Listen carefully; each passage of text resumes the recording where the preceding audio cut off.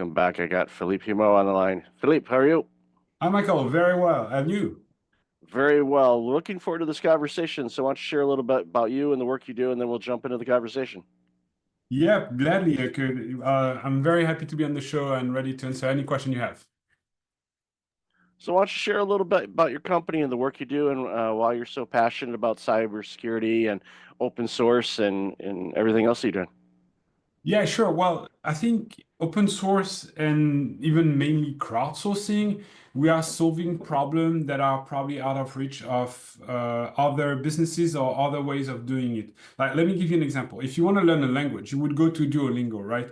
And this platform is crowdsourced. If you look at DeepSeek and its competition versus OpenAI, what made a difference is the crowdsourcing part of weighting the nodes properly. If you look at how we picture the black hole, supposedly impossible to picture by sense, we use hundreds of telescopes and make them work together. When we had to find a cure for COVID, we worked together hand in hands and crowdsourced the research as well. So I was kind of wondering why it never was applied to cybersecurity. Because what would be the go-to crowdsourced platform in cybersecurity you had in mind? None, actually. So that's why we wanted to bring to the universe of cybersecurity, bringing this crowdsourced power to trying to solve this problem instead of stacking more people, more software, more budget, trying to be smarter and faster than the other. And I love the analogy on that because throughout human history, when people gather together, that's when problems are solved or new things are created, you name it. And with our ever increasing usage of technology, cybersecurity has been a huge gaping hole for a lot of small businesses because they can't afford, the right tools, or they're just completely ignoring it and going, "Oh, it won't happen to me," or the shared knowledge, because everyone's operating in silos, things that we discover that could be patched, for example, a cybersecurity breach that happens at a company, they don't necessarily share all the details of what happened.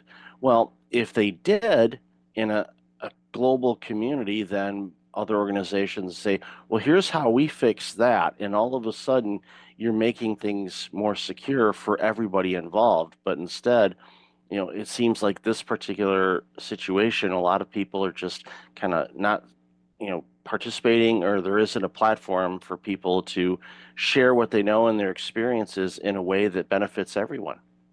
Yeah, I would say if you give them the opportunities and the tools, people naturally are rather inclined to share with each other. At least in our space, I'm not saying it's true everywhere, but it's a bit like the closed space around Earth, like the low orbit. It's something that belongs to everyone, to mankind actually. So we all have trackers, and we look at space debris and try to avoid collision and warn each other if something is about to happen. And I think the internet is a common good as well. No matter where it was invented, no matter who has got the biggest footprint on the internet, it's a common good for mankind. So we should all care about it. And the problem they are facing right now is companies are accepting IP addresses that are interacting with their services without knowing whether those IPs are good or bad or used by cyber criminals or known vols or whatever. And the value proposal of CrowdSec is to maintain constantly a real-time map of those IP addresses that are under the custody of cyber criminals. So meaning if an IP address that is known from our services as being used for, I don't know, DDoS, credential stuffing, whatever, attacks against your servers, we would tell you like, hey, we highly advise you not to connect with this IP, which basically is a block list in a firewall. And we source those IP addresses at the scale of the internet, at the scales of hundreds of thousands of machines that are working hand in hand, protecting each other and protecting themselves and getting better protected because, they share those insights. Well, it's great that you're doing that because, again, it's an IP address is, it can be used in great purposes and nefarious ones too. And when we see, cyber attacks or entire networks or banking systems or communication, you name it, And we see this, with all the things that we've seen over the last couple of years in particular, and now, with the situation of what's going around the globe, and there's always this looming threat of global conflict. It's already here, by the way, but escalating even more, where quite frankly, it won't take much, from my observation, for systems to be taken down, because they're basically leaving the front door open and letting people just come in and do whatever they want. Yeah, there is. I mean, what we're dealing with here is what we call a complex problem. And since we are on breakfast leadership, I think I need to, pin down a bit more what I mean by complex and complicated. Those are not the same words. They don't mean the same thing. If you're facing a complicated problem, you can solve it by yourself, being knowledgeable, being an expert in your field. Say, Einstein faced a super complicated problem with gravity and its theory. So, but he did it more or less alone. Okay, he had a bit of help, but more or less it was a one-man work or so. But if you try to send people to the moon again, if ever, it's a complex problem. No matter how smart you will need a cooperation of hundreds, if not thousands, or tens of thousands of people. And some will pilot the ship, some will make the fuel, the propellant, the vehicle, and everything. So a complex problem cannot be tackled by one person. A complex problem, by definition, require cooperation. And I think for a long, long time, we mistook these cybersecurity issues for a complicated problem, where they are a complex problem. You won't solve them by yourself. You need to rely on the cooperation at scale to actually tackle and tip the balance.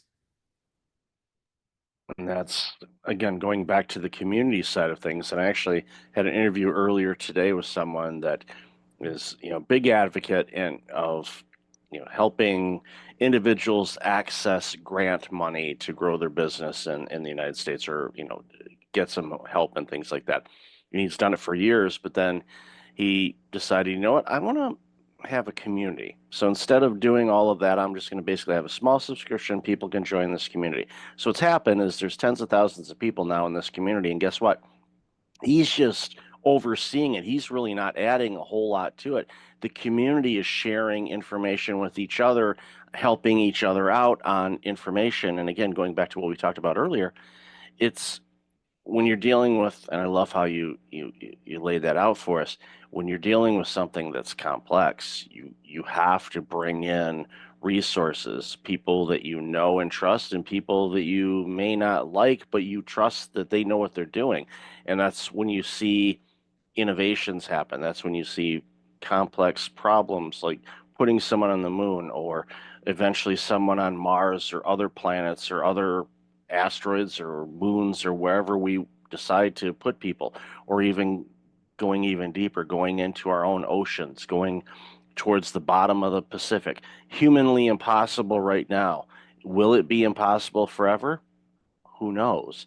And But like your good. system curation, what we bring at the table is that, our platforms are allowing people to interact with each other, to automate things, and to provide curation automatically in a smart way. So that way we take off their shoulder the heavy lifting on high works and whether they have to be experts in their field to fine-tune values or whatever. It's not in their hands. We don't care. It should not rely on them. It rely on us. We have this know-how, we have our scenarios, we know how to fine-tune the machine, but they can run it. And by running it, just by running it, they help each other and they help themselves. And there's a new threat that we see coming on the horizon, and it's not a small one, which is AI as we know it, but we call it MOI in this circumstance for us. It's multi-modal offensive AI. And what a MOI is basically capable of working on two fronts: on the social layer of your company and on the technical layer of your company. So on the social layer, the MOI will harvest all the names and of your employees. It will check on all their social networks if they have accounts, and if so, it will do sentiment analysis and see if you're disgruntled, if you're financially distressed, or if you are saying really negative comments against your employer and so on. And then you know what? It will make a bribery offer to you. It will say, hey, if you want, sell me your login password for, I don't know, half a Bitcoin, and we have a deal, and I'll take care of your company for you, and you will be relieved financially speaking. Or also it will embody your boss with proper videos, audios, all the sound bits that make it credible. But that's a human layer. On a technical layer, we know that AI can learn from the material and material we have. We have CV database, vulnerability database. We have academic paper research. We have everything around CTF logs. So those are logs of people trying to hack machines to train themselves. And the best of them, AI can learn from them, from the logs, from how they did the thing. Now combine all of this together and you have a MOI, a machine, an AI capable of attacking you in milliseconds. And you won't have time to actually resist this flow of attacks. So what we can do here is by crowdsourcing all the vehicles, all the rockets, we don't have to diffuse the payload because those AIs, they have no legs. So meaning if they have to reach out to you, they will use an IP address. And if we know which IP address they are using and we diffuse them, then we diffuse a fleet of missiles heading your way and we don't have to diffuse the payload itself. Because the payload will go so fast in this new era of AI-driven automated attacks that, it's a lost battle. But if you cut their legs, their limbs, and they cannot travel, well, you won the battle. And that's the thing, when we talk about, we hear people talking about World War III and, however you want to describe, global conflicts or even regional conflicts, technology is going to be used a lot more than bullets and bombs because it's just so much easier to do. And so I think that's why, going back to what we've talked about previously, it's so critically important for organizations, government agencies, individuals to really, really get a better understanding of the importance of cybersecurity and be part of community groups to keep up to date on what's going on. Because if you're just waiting for, I'm not going to name any companies, but if we go back to the old antivirus days, we know who the players were. Okay, we got to wait for the patch. Okay, well, your system could be completely destroyed by the time they even realize that there's something that needs to be patched. That's how quick things, like you said, with AI and all of that, it can be instantaneous once it's there. So that's why having defense mechanisms against that type of stuff to recognize, all right, this is something that's coming our way. We need to, diffuse it and do it in such a way where it, minimizes or prevents any impact. And, people that are using whatever system, they won't notice anything going on, but in the background, everyone will know. It's like, okay, we just, diverted something that could have been really catastrophic for our company, an individual, government, the world. Yeah, and we are facing what you described, Michael, is what we call gray zone war. So the gray zone war is like, if you have an atomic bomb on the one end, you cannot possibly use it. And we see it for the Russian, for example, because if they do it, there will be immediate retaliation and their country will be annihilated. So basically, the strongest the weapon is, the least likely you are to use it in retaliation for problems you're facing, or you have to really go into an all-out war. But cyber is on the exact opposite of the spectrum. It doesn't kill anyone, usually at least. It's something that you won't take retaliation against. So that's why it's part of the doctrine of most countries to actually be very active and very offensive on the cyber front, because they know, okay, say, and that's totally hypothetical really, that France compromise something in China, right? Well, Chinese are doing this constantly for the rest of the world as well. Is China going to send foot soldier and try to breach our frontiers and invade France? No, no, definitely not. And that's why all day long, everywhere around the world, IPs are scanned and tried to be compromised thousands of times per day, like literally. So this conflict move on another level. And also you have to think, we think here about those countries and governments and state, which is an higher level, but nobody's out of reach. So let's take it one step back. If you're a cyber criminal, say a petty cyber criminal, a beginner one, where you're at the very low level of the mob, well, you can attack the next door plumber. The guy has probably a very weak system. He has the same password everywhere. It will cost you, I don't know, $200 to breach into his system. But hey, this plumber is making yearly, I don't know, $500,000 in billing. So if you lock him out of his client base and whatever, well, he's going to pay $20,000 to you. So the ratio of invested money versus return is like 1%. It's exceedingly good. It's exceedingly good, sorry. And as well, if you think about the MOI I just described before, we know those things cost a ton lot to train, but there will be MOI for rental.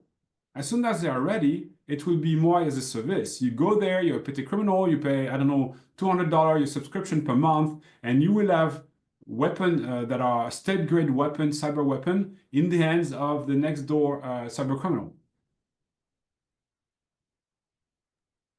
And that's, the access to things that it can be used for good is counteracted by, the easy access to, quite frankly, things that aren't. And that's why we have to be diligent about protecting ourselves, keep our eyes and ears open.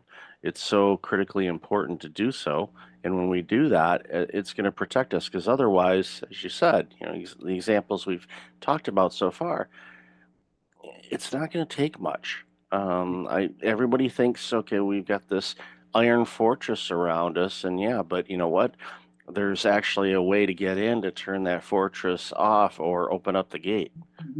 They're already in, and that's the thing where a lot of people are like, oh no, they're not. It's like, well, yes, they are, and it's just a case of, okay, how much, what do they, how much damage do they want to cause, and are they bored? Or is it really an organized situation like governments that are doing things to do, for whatever reason they happen to be doing it?